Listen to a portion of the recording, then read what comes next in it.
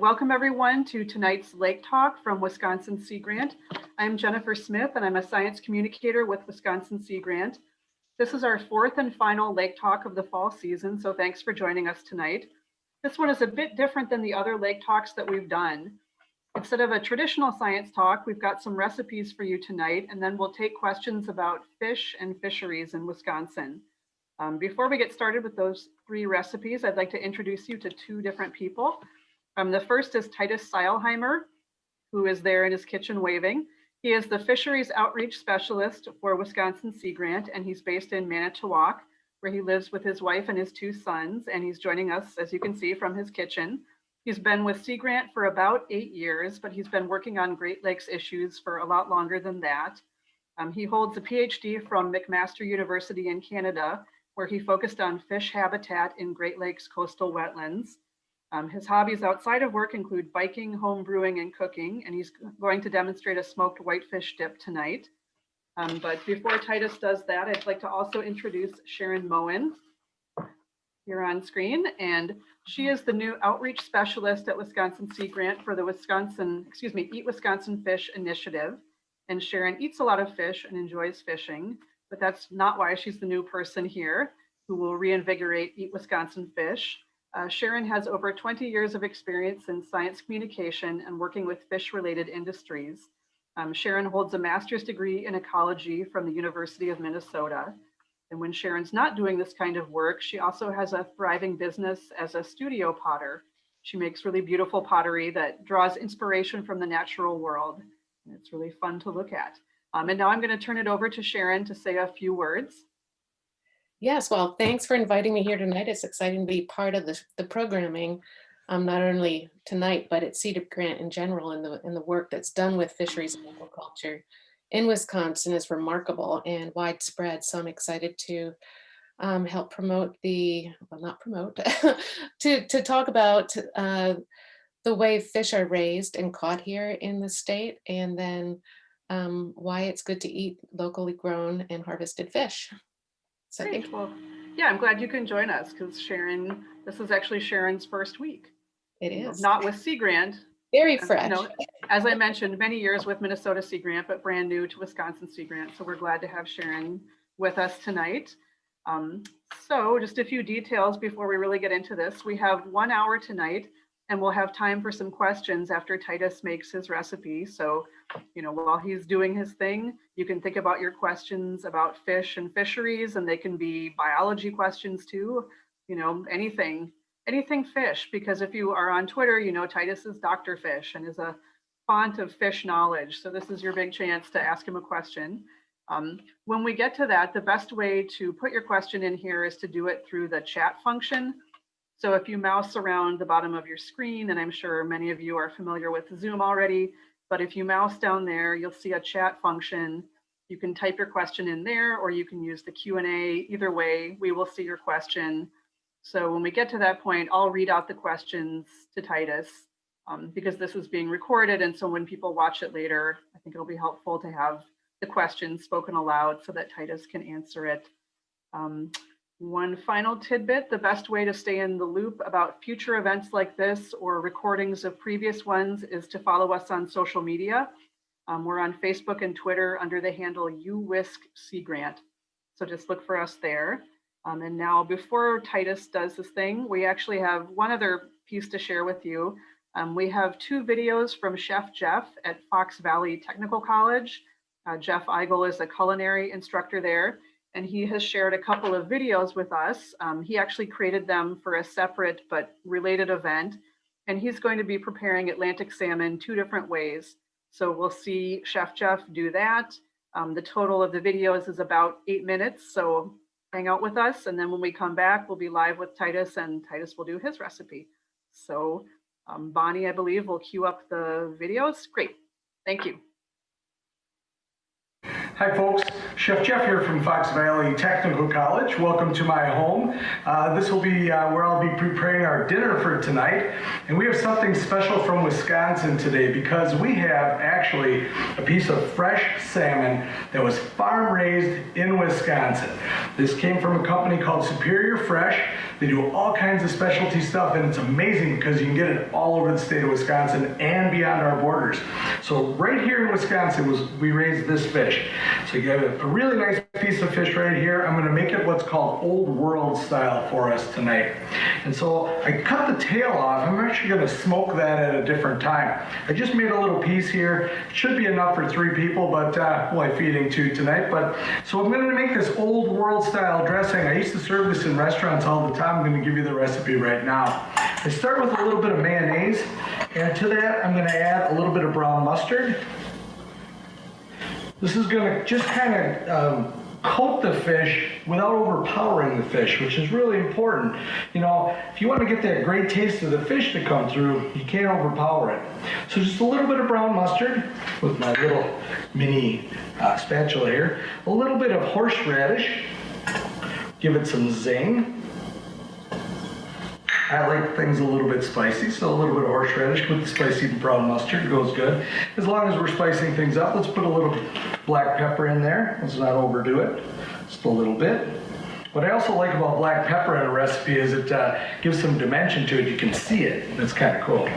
And how about just a whisper of garlic? We'll put a little of that in there. Just a little bit. Because garlic is, of course, a bold flavor and it'll accompany the salmon really, really well.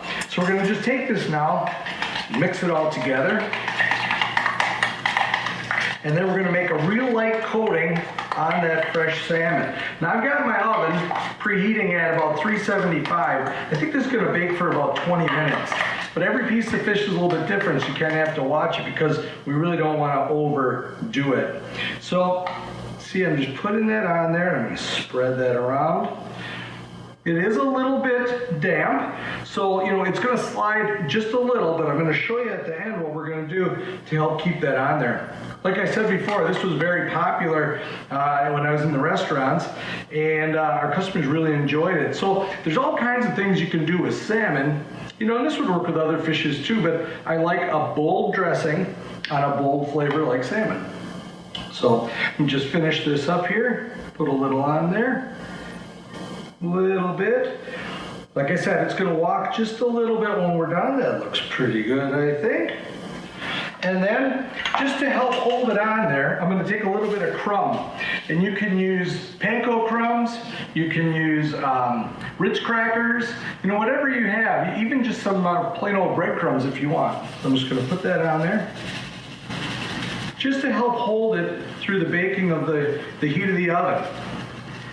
And just a little, because I really don't want a thick coating on there. I just want a little bit. And then last thing I'm going to do is take some olive oil, and I'm going to spray that so that it helps brown those crumbs a little bit on the top. Just a little bit over the top like that. Like I said before, 375, every oven's a little different, 375, 400, 15 to 20 minutes, just until that fish is done. If you were going to temp the fish, you'd look for about 145 degrees, or just look when the flakes start to come apart, and then you'll be all set. What I'm going to accompany this with tonight is some beautiful baby romaine greens, also from Superior Fresh. You can get these all over Wisconsin too. I've got some fresh asparagus and a couple of sweet potatoes here. Again, Chef Jeff, Fox Valley Technical College. Happy cooking, everyone. Folks, Chef Jeff here from Fox Valley Technical College on an early autumn morning. Today actually happens to be game day. And as you know, in Wisconsin, game day means good food. So what I've got today is I've got some tail sections of our beautiful Wisconsin farm-raised salmon. And I'm going to take these, I brine them for 24 hours. And the basic brine I use for salmon is a ½ cup of salt for every gallon of water. Now in this particular instance, I only brined these pieces of fish, so I did a ½ gallon and a ¼ cup. So the ratio of a ½ cup of salt for every gallon of water is an important one to remember. I take a piece of foil. I always buy heavy duty foil, and this happens to be an 18-inch piece, and I'm going to take it now. I'm just going to fold it into thirds to give me some strength so I can transfer that fish to the grill. And I call it a grill, but today I've got it operating as a smoker. So I just flatten this out like this. Play with the wind a little bit. So now I've got a piece of foil that's 3 times as strong when I go to put it on the grill. So I'm going to take these brine pieces of salmon, took them out of the fridge about an hour ago, and you see I put them on a rack just so they kind of dry off a little bit. Just put them on there like this.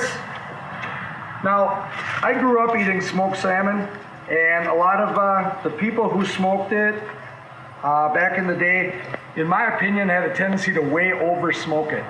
And I think it's really important for the quality of the finished product to just cook that fish until it's done. And that magical temperature for fish is about 145 degrees. So when, just a sidebar here, I take these ends and fold them up a bit so that it gives me a little handle to grab. Getting back to cooking that fish, I'm gonna try to run my smoker between 200 and 225 degrees, and I'm just gonna ease it up to temperature to that 145. Reason being, I wanna do it very slowly so it can absorb lots of the nice smoke that you can see here. The other thing is I just don't wanna overcook it, so I'm gonna just do it as slow as I possibly can. So let me come around the other side of the grill there. Just easing up to about 200 degrees, so we're right where I want it to be. So I'm gonna open up the smoker. I'm doing this indirect. I've got my plate setter in there, so the smoke is gonna roll like this, and I'm just gonna carefully pick this up, put it right there, and close it up. As I mentioned, now I let some cold air in so the temperature dropped a little bit, so I'm going to bring that up slowly, 200 to 225 degrees. Let that smoke, kind of caress that fish a little bit. I'd like to smoke it for at least an hour so it has a chance to absorb those nice smoky flavors. And then when it's done, I'm going to take it out. You can eat smoked fish warm smoked or cold smoked, right? A lot of people tend to eat their smoked fish cold. I really like it right when it comes off of the smoker. So a great treat either way. And then I'm going to take this smoked fish and do several things with it later on, including eating it. So stay tuned, folks. Chef Jeff here at Fox Valley Technical College. Go out and make it a great day, everyone.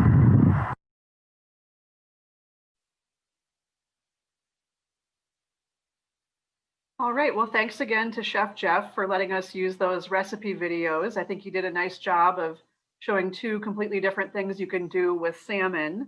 And just as a recap, he was saying 145 is about the temperature that you want to achieve. And if you want to rewatch any of those, when we put this session on YouTube, you can go there and rewatch what Chef Jeff did. Now at this point, we're going to switch to the live portion with Titus at home in Manitowoc. So I'm going to turn off my video again and let you take it away, Titus. All right. Thank you, Jennifer. And thanks everybody for joining us tonight. And yes, I am Titus Seilheimer. I'm the fisheries specialist here at Wisconsin Sea Grant. I work a lot with the commercial fisheries out in the Great Lakes, but I've also been working with the farm-raised fish industry in Wisconsin as well, the aquaculture. So really, I've got, if you've got questions, I'm going to do my best to answer them. And what we're going to do, we're actually going to make a fairly simple recipe using this. And this is, and I'll bring it up nice and close. So this is actually a chunk of smoked lake whitefish. And I bought this today. It's locally sourced from Two Rivers, Wisconsin. This is, basically we've got the bones in here. So it's just kind of cut across that fish. There's actually a pectoral fin right here as well. So, this is one of the ways you might see a commercially caught fish, but you can also look for, whitefish as boneless fillets that are then smoked. Lots of options. The place that I buy my fish, they also smoke, they smoke salmon, they smoke ciscos, they smoke carp, they smoke a lot of different fish. You know, smoking is a nice way to add value to these commercial fishers and to the fish processors as well, because you know this there's a lot of work that goes into this. Jeff covered that a bit. You know, the first kind of step in the smoking process is that brining. So that's, you know, part of the preservation process here is getting that salt into the flesh that helps preserve it, and then it goes into the smoker. You know, at the place where I got this, they've got a big, massive smoker. They roll the fish in, and you know, these whole trays full of fish, and they all get smoked at once. And you know, they bring that temperature up to 140, and then you know that fish is ready to go. Usually has a shelf life of 2 to 3 weeks once it's smoked. So you know, this is nice and fresh. It's nice and juicy. It's a fat piece of whitefish, which is really nice. Scales are on it too. So you know, a lot of this recipe is just kind of processing this fish, and that's where I'm going to start. I'm going to start peeling the skin off, and I like to just, you know, take all the skin off in one, and it tends to come off pretty easily. So it's just peeling away. We move, we go across the back, and then we peel it down like that, and then the skin basically all comes off in one big piece. And then we have, you can see the flesh underneath here. And you know, it's got that kind of pink coloration to it. So this is, you know, that's what you get with smoked fish. There's a kind of this fat running along the back of the fish as well. So, you know, we can say, hey, this is a pretty healthy whitefish. And we got some bones coming out with that. And, you know, basically when we're looking at this, we've got kind of above the backbone, there's these really nice meaty chunks of meat here. And then along the ribs, there's kind of a thinner piece of meat there as well. So what I like to do is you can actually, along this lateral line here, you can start, you know, this, oh, it's such a nice piece of fish, and it actually comes out. You can see it's sort of separating away from that backbone, and then it is, I'm actually peeling it away, and these bones are coming out, and these are the bones off the spine. Are, you know, right out here. So these are, you know, sticking to the backbone, and they are not getting into my nice chunk here of smoked fish. And then I'm going to take off that other side. So again, it's going to kind of peel away. This darker meat along the lateral line, you know, that can have a kind of a fishier flavor, and you might want to take that off if you don't want to, you know, that kind of fishy taste. And then we're going to peel this one off as well. And those bones are going to just stay right attached to that backbone. And we don't have to worry about that. And then we have these sort of two thinner pieces that are right along the ribs. And the ribs are really, really thick bones. And you can kind of peel these. So if you start from the bottom, you can actually get under this skin and start peeling that meat away. And those bones should stay attached to that abdomen lining. And some of these bones are coming off, so we want to watch out for those. You know, the advantage of buying these boneless fillets is that you don't have to deal with bones. And, you know, definitely if you're putting into a dip, you want to pull all those bones out. You don't want to get a surprise. If you are, you know, a lot of people will buy a chunk of fish like this, they can put it out on a plate. And, you know, people can just, if you're at a party, you can walk around, pick at that meat and pull out some of that meat, look for the bones, and then avoid those. So I've got some really, you know, that's a rib bone right there. And, you know, you can see how large that is. So we're gonna just kind of pick our way through there. And then as we, you know, dig through these, so I already went through one of these chunks earlier, and you can kind of break it up into chunks. Keep an eye out for bones as you do that. And then you can pick those out as you go. And there's that nice meaty piece from the back. And, you know, here you've got a lot of, you've got a choice to make. You can, you know, really break the meat down into small pieces. I like a larger chunk of meat. You know, I kind of want to taste that I'm eating smoked fish here. And, you know, you can really smell the smoke with this smoked fish. So I don't know what Jeff would say. He kind of referred to the old days of over smoked fish. And, I think this is smoked just the right amount where it's still nice and moist. It's a moist piece of smoked fish. And if you kind of over smoke it, the risk you have there is that you're going to end up with a really dried out piece of fish. So I'm just breaking this down, picking out a few bones as they pop up. There are a little, kind of fewer bones, and with salmon, with whitefish, they have a line of bones along the side called pin bones, and they're not really attached to, or not strongly attached to the backbone, so they're sort of in that flesh. And a lot of times when you buy a fillet, they've removed those pin bones. Other places might leave the pin bones in, just because it's less processed to do that. So we've got our whitefish here, and what I'm using is this is a recipe from our Eat Wisconsin Fish website. It is the smoked fish dip, and another thing I like about this is, hey, if you can't access smoked fish in your local grocery store, maybe you can find some other smoked fish, maybe a smoked salmon, maybe you smoke your own fish, so you can really use what is available.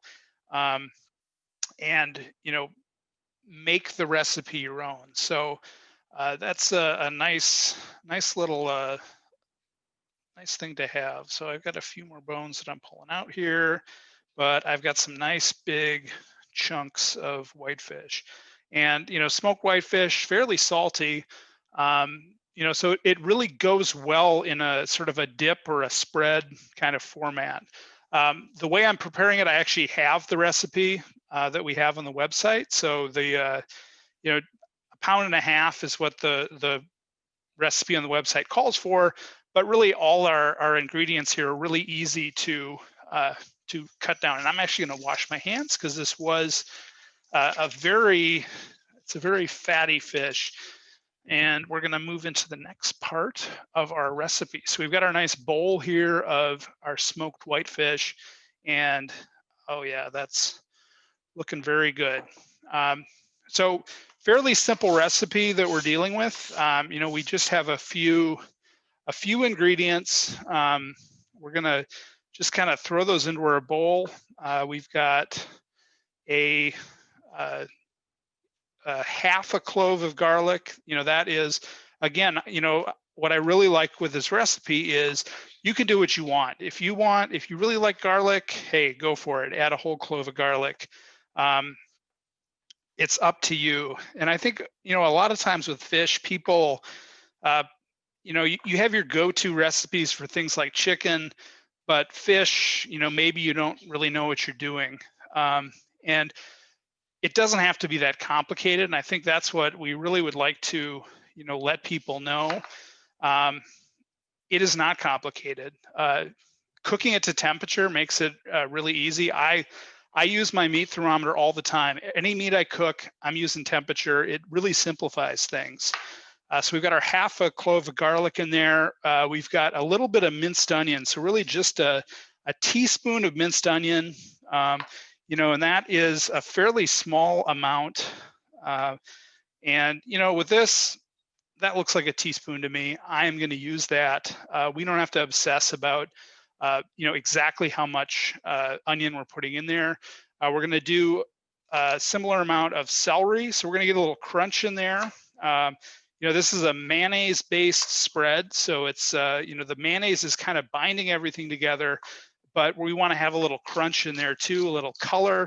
And that's what this celery brings. And, so feel free. I think this is a little more than a teaspoon, but I like to have a little crunch in my spread as well. So I'm going to add a little extra there. Let's see, we move on. We want to have some parsley in there as well. So our recipe is calling for a tablespoon of parsley. And again, that looks like a tablespoon to me. We want to get it into kind of smaller pieces so it really distributes throughout the spread. And we're chopping that up, putting it in. And yeah, let's see, what else do we have? We've got some sweet pickle relish, and oh, my my whitefish covered hands are having a hard time with this cap. So there we go. We got it open. You know, you may need to have a helper in the kitchen to kind of open jars for you after you've sorted through all this whitefish. We're going to do a tablespoon of this sweet pickle relish. We are going to do a half a tablespoon of some mustard, and I'm using a Dijon mustard, but really, you know, again, there's a ton. If you've spent any time in the mustard aisle lately, there's a ton of mustards out there. Pick one you like and go with it. I'm gonna throw our fish in now, and let's see, what else do we have on our list of things? We need our mayonnaise. So where is my mayonnaise? Oh, all right, I gotta find my mayonnaise. Don't worry, I'm still in the kitchen and I just forgot my mayonnaise.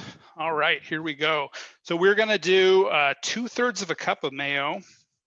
That's gonna go in here, and I've got this plunger cup for measuring it out. Really makes it easy to, you know, for these type of, you know, kind of soft ingredients. I already had it set up to there. We're just gonna fill that up, and you know, if you want your spread a little drier, use less mayo. If you want more mayo, hey, go for it. Add more mayo. That's what I love about you know, cooking these types of spreads. It's really up to your taste. Try it once, try it again, and really keep going until you get what you want out of that flavor. Last but not least, we're going to go with a dash of Worcestershire sauce, and there we go. You know, these are, you know, just a handful of ingredients. Nothing, you know, you don't have to go around the specialty aisles other than the fish. And we're going to mix that all together. Oh, yeah, it's, you know, there's a ton of fish in here. It's going to be delicious. You know, I wish you were all with me in the kitchen to share this fish with me. My kids are not going to eat it. So really, this is all mine. So yeah, there we go. You know, big chunks of fish, and we will, you know, great way to eat it. Just throw it on the cracker. And there you go. Look at that. Delicious fish spread. Smoked whitefish, but you know, use whatever you have, whatever you can find, go for it. Different smoked fish, experiment, and have some fun, and support local fish. It's great. So there we go. That is my smoked fish spread for you. Great, thanks, Titus. That was great. I'm gonna I do like what you said about I'm gonna kind of do mixing the up. eating it. Oh, You know, that is important. I've always wanted to do that. all right. So good. You're ready for the Food Network. All right. Well, if people out there have questions, feel free to type them in the chat or the Q&A. Oh, I see something. Oh, Connie says, looks delicious. Nice recipe, Titus. Thank you, Connie. And Karen also says, looks delicious. So people definitely liked this recipe, and I like the ability to customize it, because I know I'm not a fan of things that are too mayonnaise-y, and I do like, you know, garlic, dark mustard, things like that. So, you know, mixing up those proportions seems like a really good idea. Yeah, and if you want to swap out your mayo with cream cheese, that would be fantastic too. Cream cheese works really well with smoked fish. Let's see. Oh, here's a question. We're getting some. Somebody asks, Karen asks, have you done the same basic recipe for other smoked fish beyond whitefish? I have not, but you know, this time of year. I think you know, Thanksgiving, the holidays in December, you are, you know, this is the time of year you're more likely to find smoked fish in the grocery store. And you know, for us, you know, for me, I just went up the road. I was able to get, you know, this Lake Michigan smoked whitefish, locally smoked, locally caught. But they also smoke salmon, and I think smoked salmon would be great in here. Yeah, I have not tried it with other fish, but I need to eat more whitefish. That's what I'm going for here. Here's another question. What kind of fish are harvested from Lake Michigan and Lake Superior by commercial fishers? All right, great question. So, this right here, Lake Whitefish, for us in Lake Michigan, at least on the Wisconsin side of our fishery, probably about 95% of our commercial harvest in Wisconsin waters of Lake Michigan is Lake Whitefish. Lots of that gets smoked. A lot of it is sold, fresh fillets, locally eaten at a lot of restaurants. If you go up to Door County, you're going to see local whitefish on the menu at a lot of places. So, a local market. It's also, kind of shipped nationwide. There's big smokehouses out in New York City that, smoke a lot of our Great Lakes whitefish for this type of market. If you go to a fish market out on the East Coast, you might see our Lake Michigan smoked fish. If we go up to Lake Superior, though, for Wisconsin waters, we have a little different mix of fish. Whitefish is still really important. It's also the most valuable fish for our Wisconsin Lake Superior fishery. But right now, this time of year, our whitefish season is closed, but it is Cisco season up in the Apostle Islands of Lake Superior. And, people are out, they're catching these fish. They're catching Ciscos, which are sort of a cousin of the lake whitefish. They're a little smaller, they eat different food. And really the market there is mainly for the eggs. That roe market is actually exported to Scandinavia, where they really like that. They historically had sort of these similar, what they call herrings.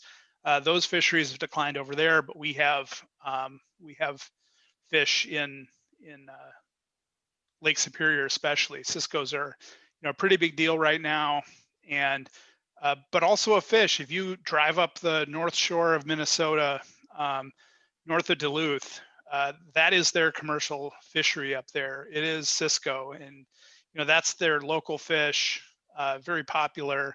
And it's sort of our saying that we can use. And Jeff Gunderson, formerly the director of Minnesota Sea Grant, said, "Think November, think Cisco," because this is the time you can ask for Cisco fillets. And if you're up in Bayfield, in that area, you can actually get Cisco fillets. I brought them back. I've cooked them in my kitchen, and a little different flavor from whitefish, but they are worth trying. They're also called lake herring, is that right? Yes, lake herring is sort of the common names on fish. It's a mess. They have all kinds of different things. The herring is not, or lake herring. If you go up there, you're going to hear lake herring. That's what locally they're known as. As a fish biologist, though, I kind of try to use the American Fisheries Society's fish names, and the accepted name, sort of the correct name, if you will, for the lake herring is the Cisco, because herrings are a totally different species. Things like shad, things like alewife, American shad, those are herrings. So it's a different family than the Cisco, but really something that we worry about as biologists, not that important. Coregonus artidae, if you want the scientific name for the Cisco. Great. We've got a few more questions here in the chat. The next one is, what is your perspective on the sustainability of commercial fishing in Lakes Michigan and Superior? Great question. Yeah, that's a great question. In general, I think we hear a lot of stories about, sustainability of commercial fisheries on a global scale. And there's certainly, some places that are not, sustainably managed. Kind of my general feeling is in the US, we have a lot of regulations. People complain. If you're in the fishing industry, you might complain about those regulations, but that is, really a great way that, these populations are protected. If there's overfishing in an area, the pressure can be lowered. Those fisheries can bounce back. For us in the Great Lakes, I think we have a lot of management. The Wisconsin DNR manages our fisheries. Our commercial fisheries in Wisconsin. There's also coordination between the different states, between the tribes, between the U.S. and Canada as well. So really, these are managed as these whole lake fisheries, and I think really well managed. For us in Wisconsin, right now, the discussions are, what would the Lake Michigan quota be? So the way they manage whitefish fisheries especially is there's a population model. So you take all this data, put it into this complicated model, you estimate what the total population is, and then you can set a safe harvest level. So that is, protecting the populations, ensuring that there's harvest in the future. And that, I think has worked really well in Wisconsin. And it's also a very small fishery. In general, in the Great Lakes, we can kind of go around, and it's generally kind of smaller family businesses. You get multiple generations who are out on the boats together, passing these businesses down. And, it's just kind of small pressure, and in the Great Lakes for us, we don't have to worry about, maybe some foreign vessel coming into our waters and catching our fish. That can be an issue in the oceans, but we are a bit more protected here as well. Another question, it's from Karen, and she asks, is there a particular go-to spot for Great Lakes fish recipes? Oh, that's a great question, Karen. You're probably looking for where those pickled sucker recipes are, and Eat Wisconsin Fish has you covered. Check it out. So this recipe is from the eatwisconsinfish.org website. That is our website.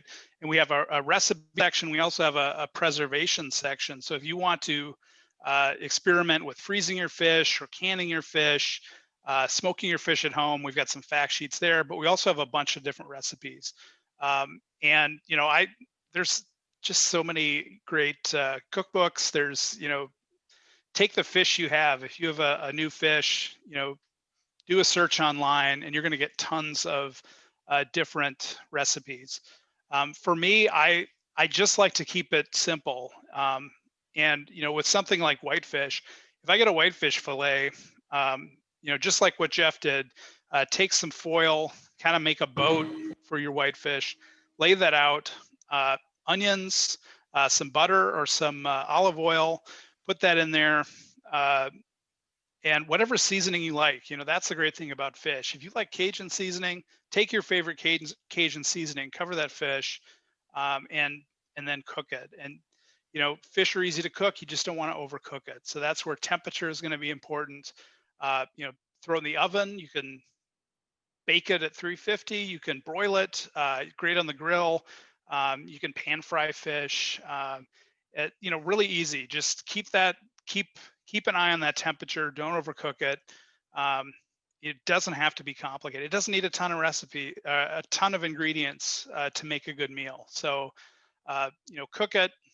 When it's done, you might want to add a sauce too. And another plug for Eat Wisconsin Fish, we've got a pair of recipe videos that we did. One with Tim Campbell, our AIS specialist. He actually puts together a salmon BLT, and that's a farm-raised salmon from Wisconsin in a BLT baked. And then I have a rainbow trout pan-fried, and again, that's going to work with any kind of fish. You can pan fry a fish, and then make a simple sauce. And with that sauce, it's butter, it's lemon juice, salt and pepper. Nice and simple. Melt it, mix it together, pour it over the fish. If your guests don't like fish, hey, you just covered your fish in butter and some lemon. It's delicious. So a few simple sauces can really expand your boundaries for what you're cooking.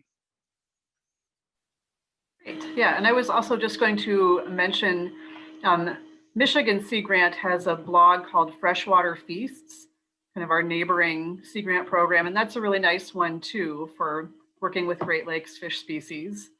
I know we've kind of reshared some of what they've done because they do a really nice job. I have another Yeah, question that, and I would say, to add on to that, Mhm. Michigan Sea Grant also has actually a whole cookbook for lake whitefish. So, there you go. If you really want to get into cooking whitefish, they've got an entire cookbook for it. there's also a Glyphwick cookbook. Um, I don't want to get the acronym wrong. Great Lakes Indian Fish and Wildlife Commission. Correct me Correct. if I You got messed it. up any of that. Okay, good. Yeah, there's a Glyphwick tribal cookbook that has, I mean, it's not just a fish cookbook, but some of the things that they have in there are fish recipes. And that's kind of another, neat resource that is for our area. Um, a question that I have here from someone is, are some fish better for smoking than others? This person said that they haven't seen smoked perch or smoked bluegill. So why don't you see some fish smoked?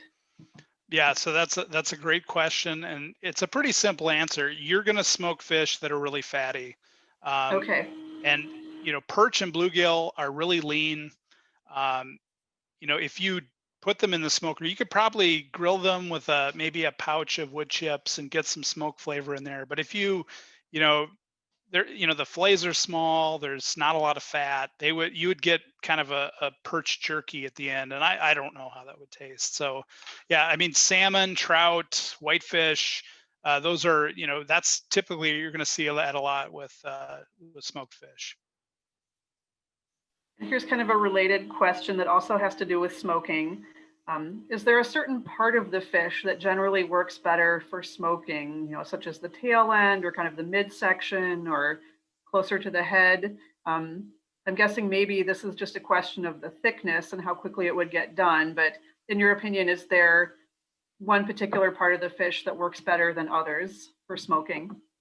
Yeah, I think it's gonna be a time factor with a lot of that. So, you might want to section that. If you've got a long fillet, you might want to, take those different parts of the fillet and smoke those for different amounts of time, because your tail end is going to be a lot skinnier. It narrows down, and it, generally not as thick as well as the, towards the head. So, you would want to keep, if you're going to smoke both of those. And I think what Chef Jeff did, he actually, took the front half of those fillets, he cooked those in the oven with a few different recipes, and then he smoked those tail pieces, towards the back of the fish because they're a bit skinnier, maybe not as ideal, at least maybe from a restaurant perspective. That's not the part of fish you would want to, put on someone's plate. I think for us at home, it's going to taste good if you cook it, as long as you keep an eye on those and kind of know that they're going to cook at different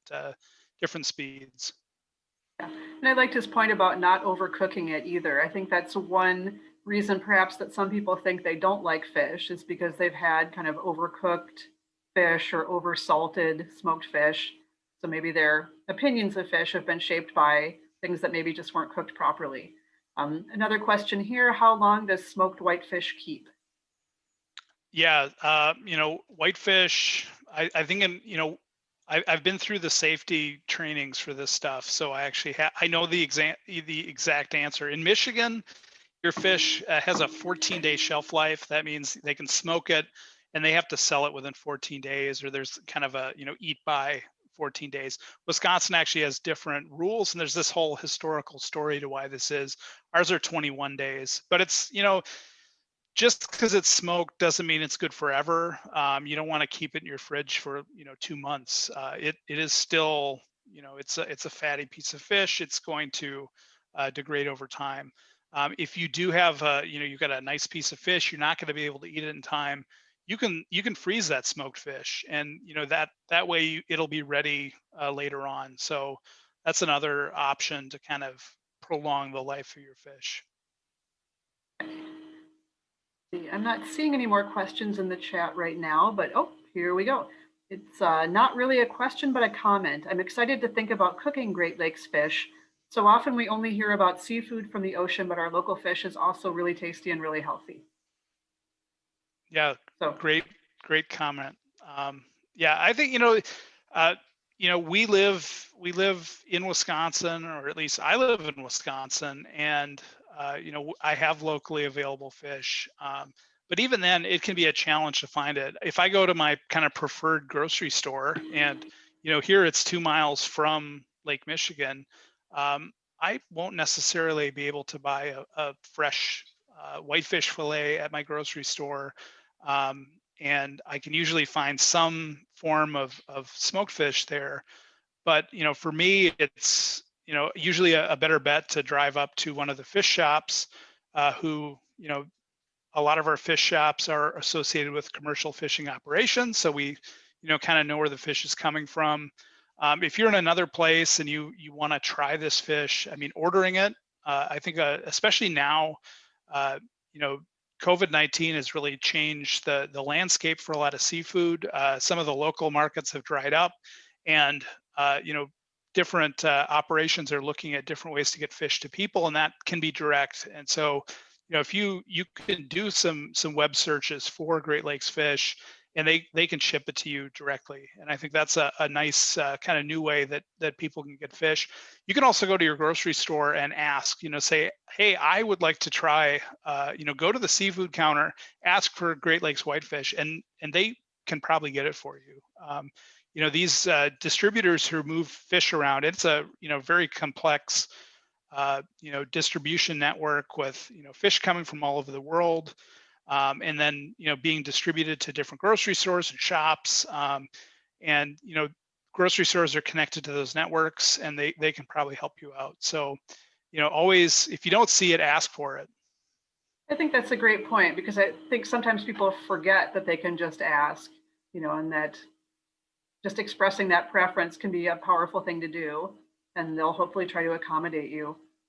Here's a question of my own. It's interesting that you've been talking about kind of the fattiness of the whitefish, because honestly, I personally have never thought of it as a very fatty fish compared to, say, different types of salmon. And there are certain ways you can prepare lake whitefish that seem to me to be very light. So I'm surprised that when it's smoked, maybe the fat just doesn't render out in the same way. I'm just kind of curious about that, because I have never personally thought of it as fatty seeming. Yeah, I mean, it's whitefish it's kind of a subfamily of the trout and salmon. So it's all sort of this kind of close family of fatty fish. And it may not, it doesn't taste that fatty, but if you look at, if I was pulling up the graphs of omega-3 fatty acids, which is, something that people are aware of, we know that's, a health benefit from eating seafood is those omega-3s. And whitefish, tend to be really high in omega-3 fatty acids, from the Great Lakes. That has changed a bit. Our food webs, and if you had another hour, I could just talk food webs and how they've changed, and invasive species, changing the diets of whitefish. And that, the change in whitefish diet has actually led to kind of a reduction in that omega-3 fatty acid, but it's still a great source for that. So yeah, I think fatty is a relative kind of thing, and it may be, not as fatty tasting as some other fish, but it's the good fat. Mm-hmm. Yep. And it's also kind of a relative to things like perch. Perch is a very lean type of fish, and generally we don't, we deep fry a lot of perch, and what are you eating there? You're eating the breading. That's kind of the make or break with a lot of perch meals, is if the breading isn't very good, the perch isn't that great either. So. Right. And then circling back to what you were talking about a minute ago in terms of producers and where do you find this fish? Just another plug for Eat Wisconsin Fish, because that's part of the information that we have. And with Sharon on board now, who I introduced earlier, we will be really reinvigorating what's on there. We do have some information about COVID and places that are shipping that perhaps didn't ship in the past. But definitely people can take a look at that website and look for our list of fish farmers in Wisconsin, commercial fishing operations, also markets that sell local fish. So that's something that you can check out, and something that we'll be adding to and expanding in the coming months. And also our recipe collection will expand. And also, as Titus mentioned, we have those fact sheets about canning, smoking, planking, freezing, all of those kind of preservation methods. And I think that's pretty interesting Our editor, Elizabeth White, worked on those with some other, I think, kind of food science people, because, it's interesting that there's a fact sheet on freezing fish. My first thought would be, well, you wrap it and put it in the freezer, but there's a safe way to do it so you get a good result. And so when you take that fish out later, it still has the texture and the flavor that you want. So it's kind of nice to know that there's a little bit of an art to this. It's not super complicated, but if you know what you're doing, you will get a better result that tastes better later on. So just putting that out there is something that people can look for on Eat Wisconsin Fish. I'm not seeing anything in the chat right now, so I will ask you, what is your favorite underrated fish? I think I know the answer, but I will let you take this question.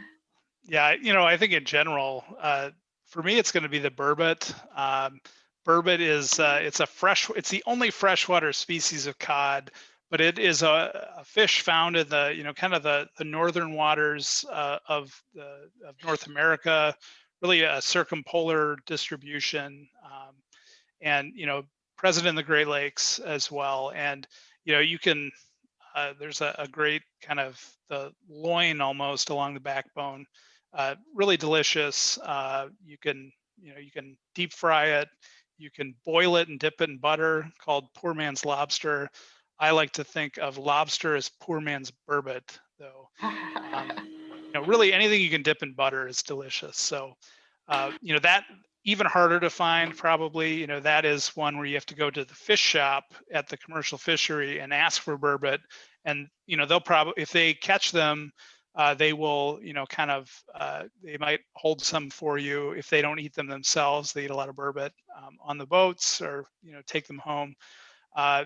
One of the places you can go, I know I've seen it up in kind of the Bayfield area, Cornucopia, available to buy up there. But if you go to Washington Island off the end of Door County, there is a restaurant there that will serve burbot. It's on there. They've got a picture on the window, fresh lawyers, because common names, burbot are also called lawyers. So they're also called eel poot. They're called lots of things. So Lingcod too, I think. yep, cusk. They're an interesting fish though. I've tried it once and I really liked it. I thought it was very tasty. Is there a particular time of year that this fish would be available in the places where you can actually get it? Yeah, it's generally not a targeted fish, so it'll be caught as bycatch or kind of a incidental catch, and that'll depend. Where I've seen the most, they actually, biologically they're interesting because they're actually spawning in February, in the middle of winter. They're under the ice, or they're out in the Great Lakes spawning when most fish spawn kind of spring, early summer. Burbot are out there in the middle of winter, and that's the only time they kind of congregate. So if you are fishing in the right place, you might catch more of them. I'm just looking at the chat for any other questions. If people want to jump in, now is a good time. If you have additional things for Titus.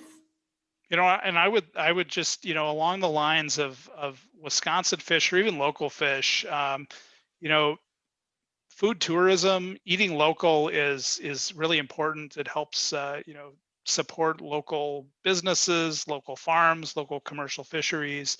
And there are certainly resources out there that can help connect you with some of these. The Great Lakes Fisheries Heritage Trail is a program that Michigan Sea Grant is kind of spearheaded, but I've helped them kind of fill in the gaps on the map to include Wisconsin, and that has lots of different places. If you want to, hey, I want to take an adventure, we're gonna drive to this area, let's go, where are the kind of fisheries heritage pieces to that.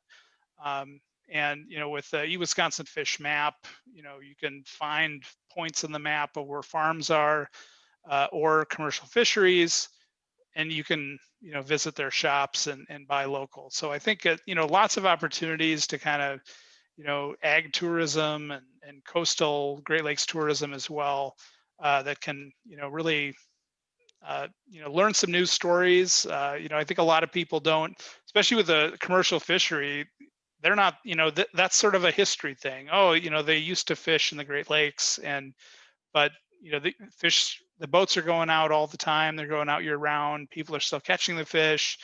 And if you go to a restaurant and eat a Great Lakes fish, somebody has to catch that. So it's a great way to connect with the Great Lakes as well, and with our kind of local producers. Very much so. Yeah, great point. Well, I guess I will just leave it open for another moment here to see if we get any additional questions. We are coming up on 8 o'clock. So just want to make sure I didn't miss any. I think we're good. I think we have answered all the questions. So thanks so much for doing this, Titus. It was fun to see you in your home kitchen making something and answering these questions about fish. And of course, thanks again to Chef Jeff of Fox Valley Technical College, who shared with us those recipe videos. Sharon says, thanks, Titus and Jennifer, and thank you, Sharon. I'm sure we'll be hearing lots more from you in the coming months as you ramp up Eat Wisconsin Fish. So we'll really be building out that website with even more resources, just to help consumers throughout Wisconsin connect with these things, because sometimes people have that interest and they want to find these products or try them and they just don't know where to turn. So we're hoping to help people make those connections. So thanks again, everybody who tuned in, and thanks to you, Titus. Now you can go enjoy the rest of your dip. You can relax and Absolutely. Yep. Very good. Well, thanks again. Good night, everybody. Thank you.